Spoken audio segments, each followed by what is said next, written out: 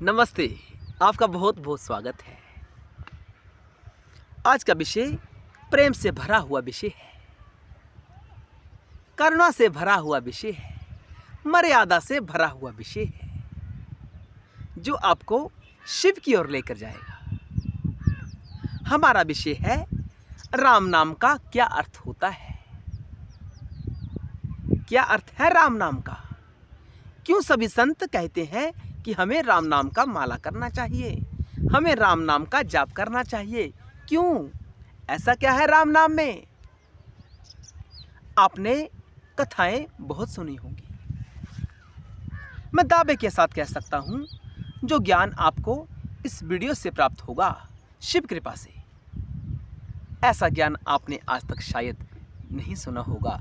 आज आपके ऊपर शिव ने कृपा की है कि आपको राम के बारे में सुनने का मौका मिल रहा है, सत्य को सुनने का मौका मिल रहा है। और मैं हमेशा कहता रहता हूं कि हमें ओम नमः शिवाय मंत्र का जाप करना चाहिए, हमें शिव नाम का जाप करना चाहिए, हमें सत्य की ओर जाना चाहिए, हमें शिव की ओर जाना चाहिए। मैं हमेशा कहता हूं। लेकिन आज का विषय है राम नाम। क्यों? हम राम जी को तत्व से समझने का प्रयास करेंगे इस वीडियो में। और जब आप इस तत्व को जान जाते हैं, तभी आपको राम नाम की माला करने का लाभ प्राप्त होगा, अन्यथा आपको कोई लाभ होने वाला नहीं है। राम के अर्थ को ही नहीं समझा और चले हैं राम नाम की माला करने, कोई लाभ होने वाला नहीं है। पहले अर्थ को जानिए, उस अर्थ में स्वयं को स्थित कीजिए, फिर सांसों के साथ राम नाम की माला करिए। लाभ ही लाभ है, हानि कोई है नहीं। सबसे पहले जानिए कि राम शब्द का अर्थ क्या होता है। राम नाम का सबसे जो गूढ़ अर्थ है वह है मर्यादा। राम नाम का अर्थ क्या है? मर्यादा।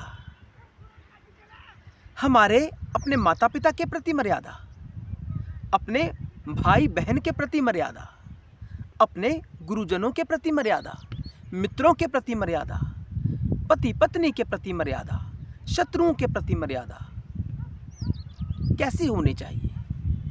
जब हम अपने माता पिता के साथ व्यवहार कर रहे हों तो हमारी उस समय क्या मर्यादा होनी चाहिए?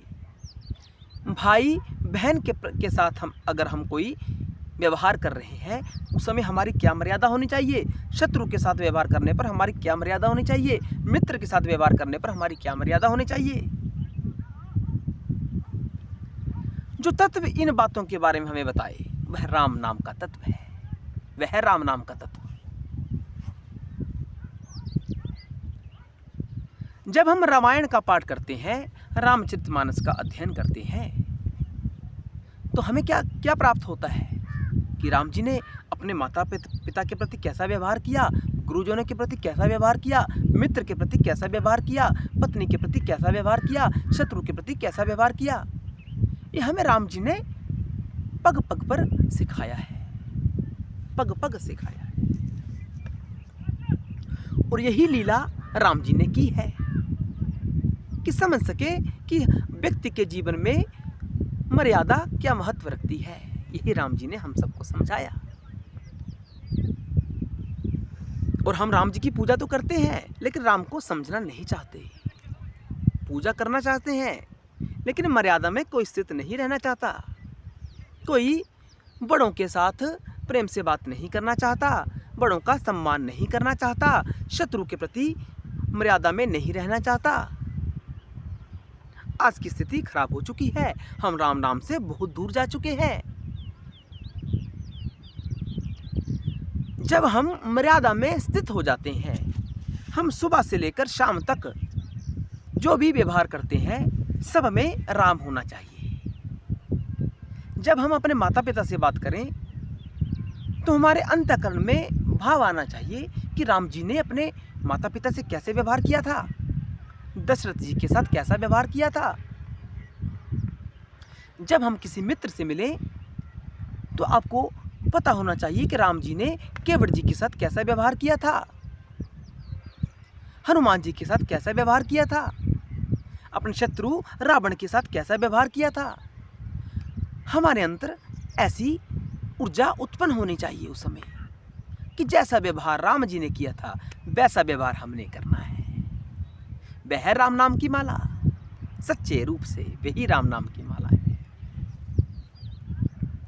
इसलिए संतों ने राम नाम को इतना महत्वपूर्ण बताया है, क्योंकि जीवन जब बदल जाता है, जब जीवन नहीं रहता, हम जीवन से मुक्त हो जाते हैं, तो हम शिव हो जाते हैं, हम सत्य हो जाते हैं, हम सत्य तत्व में स्थित हो जाते हैं। है तो हम सभी शिव, लेकिन अपने मूल स्वरूप को भूले बैठे हैं कि हम शिव हैं।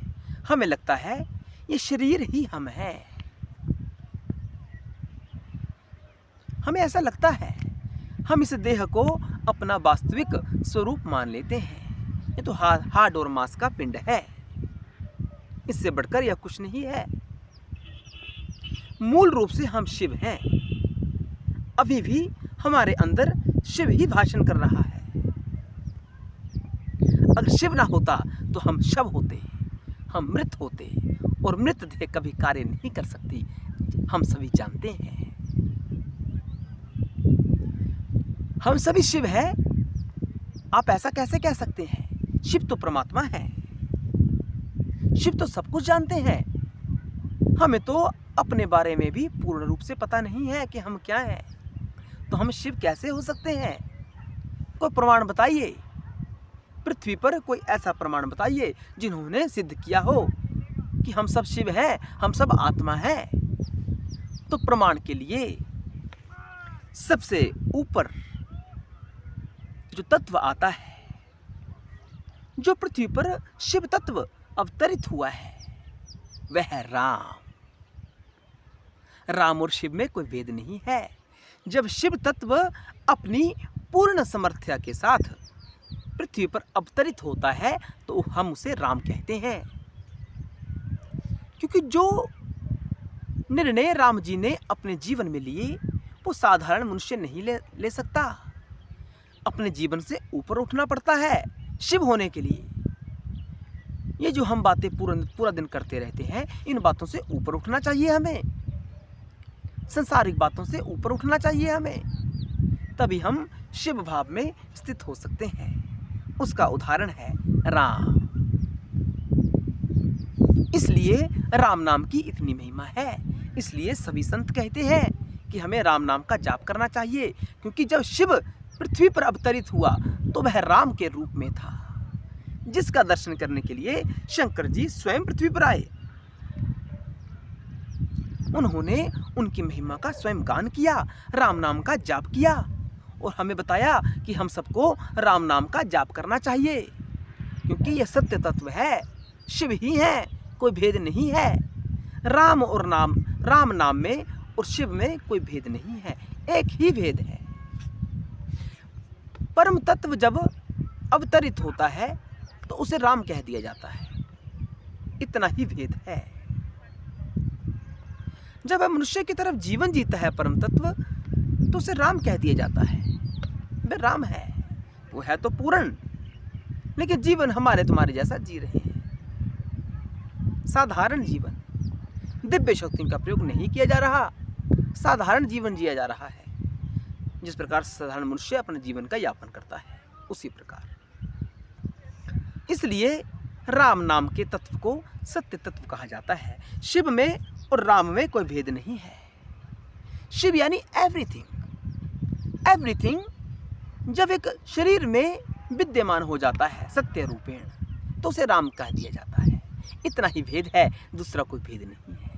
राम और शिव एक ही हैं। राम यानी मर्यादा। जब आप पूर्णतया मर्यादा में स्थित हो जाते हैं तो आप में और राम में कोई भेद नहीं रह जाता, और जब आप राम हो जाते हैं तो शिव और राम में कोई भेद नहीं रह जाता। पूर्ण तत्व सब शिव में विलीन हो जाता है, अभिव्यक्तियां शिव में स्थित हो जाती हैं। पुनः पुनः यह सत्य है, सत्य है। हर हर महादेव, ओम नमः शिवाय। हमें आशा है कि आप राम नाम की इस वीडियो को ज़्यादा से ज़्यादा लोगों तक पहुंचाएंगे, क्योंकि सत्य का ज्ञान प्रत्येक जनमानस को होना चाहिए। केवल राम नाम की माला ही नहीं होनी चाहिए, राम नाम का अर्थ भी हमें पता होना चाहिए। तभी माला का लाभ हमें प्राप्त होगा, तभी राम हमारे जीवन में उतरेंगे। हर हर महादेव। ओम नमः शिवाय।